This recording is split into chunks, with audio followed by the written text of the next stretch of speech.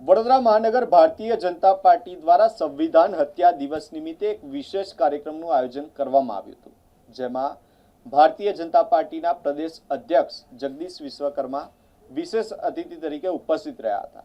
આ કાર્યક્રમ દરમિયાન 1975માં લગાવવામાં આવેલી કટોકટી દરમિયાન જે દેશમાં પરિસ્થિતિ થઈ હતી તેને દર્શાવતી એક પ્રદર્શનીનું ઉદ્ઘાટન કરવામાં આવ્યું છે।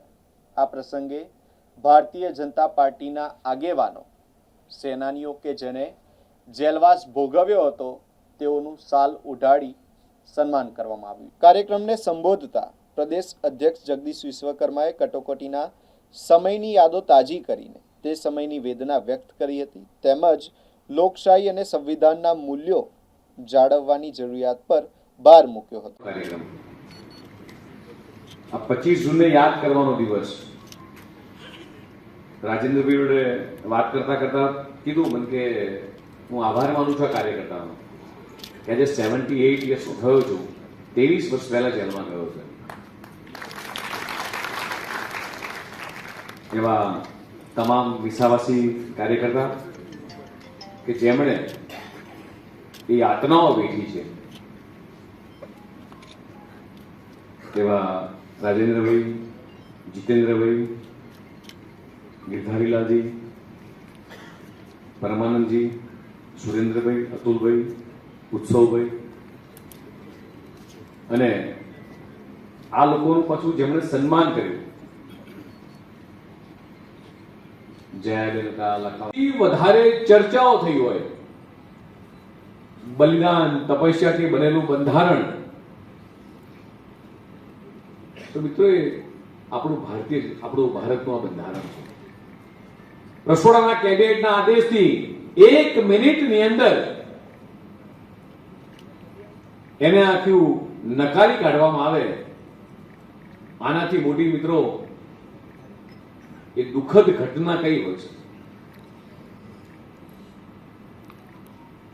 આ વિવાદની શરૂઆત ક્યાંથી થઈ? જ્યાં સુધી આપણે આ વિવાદને નહીં સમજીએ ત્યાં સુધી આપણને ખબર નહીં પડે કે આ વિવાદની શરૂઆત ક્યાંથી થઈ।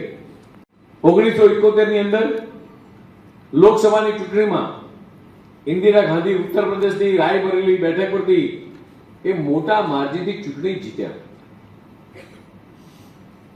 અને તેમની સામે સંયુક્ત સોશિયાલિસ્ટ પાર્ટીના નેતા રાજ નારાયણ એ ચૂંટણી લડી રહ્યા હતા અને ખૂબ મોટા માર્જિનથી એમની હાર થઈ।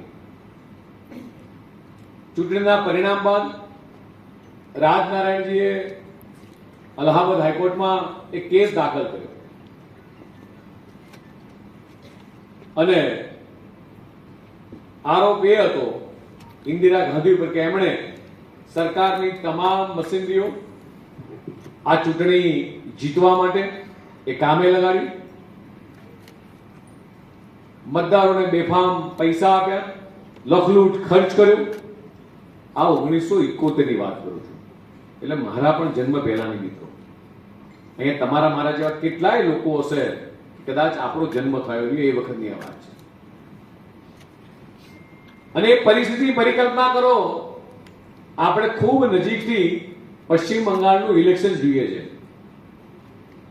અને પશ્ચિમ બંગાળના ઇલેક્શનમાં આપણા કાર્યકર્તાઓ જે યાતનાઓ વેઠી અને ભારત માતાની જયઘોષ કરતા કરતા જ્યારે અહીંયા સુધી પહોંચ્યા, ત્યારે જીતના દિવસે કેટલાય કાર્યકર્તાને જેણે કાર્યકર્તા બલનાથી કાર્યકર્તાના આંખમાં આંસુ હતા, પરિવારના આંખમાં આંસુ હતા કે આ દિવસ જોવા માટે અમારા પરિવારે વર્ષોથી ઝંખના હતી। એ વખતની યાતનાઓ કેવી હતી એમ, અને ભારતની લોકશાહી પર જે પ્રત્યાઘાતો જે કરવામાં આવ્યા હતા એ પરિકલ્પના કરીએ દિવસને, યાદ કરીએ દિવસને કે એ વખતની યાતનાઓ કેટલી સખત થઈ હશે।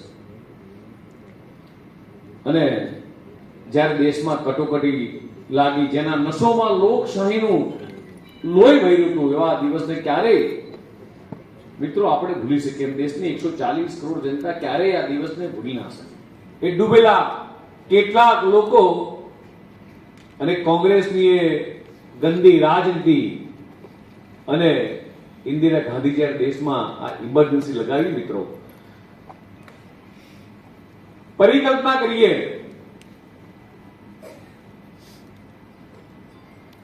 બંધારણની વાત કરતા એ લોકો એમના મોઢે એ બંધારણ શબ્દ આજે ક્યારેય શોભતો નથી. આપણું બંધારણ બનાવવાની અંદર 2 વર્ષ 11 મહિના અને 18 દિવસ લાગ્યા હતા. 13 જેટલી વિવિધ સમિતિઓ રચાણી, 165 દિવસમાં અલગ અલગ 11 જેટલા સત્રો એ યોજાયા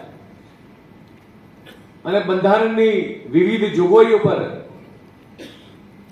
એ લાંબી ડિબેટો થઈ. તમને મને કદાચ આજે એવું લાગે છે કે બંધારણ તો એક સમિતિએ બનાવ્યું ને બંધારણ બની ગયું એમ, પણ 1100 કલાક અને 32 મિનિટ સુધી ચર્ચાઓ થઈ. 7 સભ્યોની આખી મુસદ્દા સમિતિએ એને અંતિમ સ્વરૂપ મિત્રો આપ્યું અને સુપ્રીમ કોર્ટના ચુકાદાના બીજા દિવસે 25 જૂને દિલ્હીના રામલીલા મેદાનમાં વિપક્ષી નેતા એ જયપ્રકાશ નારાયણે એક વિશાળ રેલી કરી. ઇન્દિરા ગાંધીના રાજીનામાની માંગ સાથે એ દેશવ્યાપી આંદોલનની એ જાહેરાત કરી. આપણે આ બધા જ ચિત્રો રિપીટેડ જોઈએ છીએ. જ્યારે અને આ ઘટના તો સરખાવતો નથી, ખાલી એક્ઝામ્પલ્સ આપું છું કે મમતા બેનર્જીએ ચૂંટણી હાર્યા પછી કીધું કે હું રાજીનામું નહીં આપું.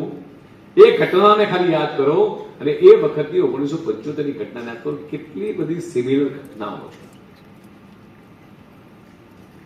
અને પોતાની સત્તા પર સંકટ જોઈ આંદોલનને દબાવવા માટે ઇન્દિરા ગાંધીએ 25 જૂનની કાળી રાતે સુમસામ અંધેરા થા અને ત્યારે તત્કાલીન રાષ્ટ્રપતિ ફખરુદ્દીન અલી મોહમ્મદ પાસે સહી કરાઈ અને દેશમાં એ રાષ્ટ્રીય કટોકટી એ લાગુ કરી. આપણા ફંડામેન્ટલ રાઇટ્સ તમામ પ્રકારના સસ્પેન્ડ કરી દેવામાં આવ્યા અને રાત્રે ઇમરજન્સી જ્યારે લગાવવામાં આવી અને કેબિનેટ બીજા દિવસે સવારે વહેલી સવારે કેબિનેટ બોલાવવામાં આવ્યું. અને જુઓ તો ખરા કેટલી મોટી મજાક આ બંધારણ સાથે, આ દેશની જનતા સાથે ક્યારેય કલ્પના કરી શકીએ?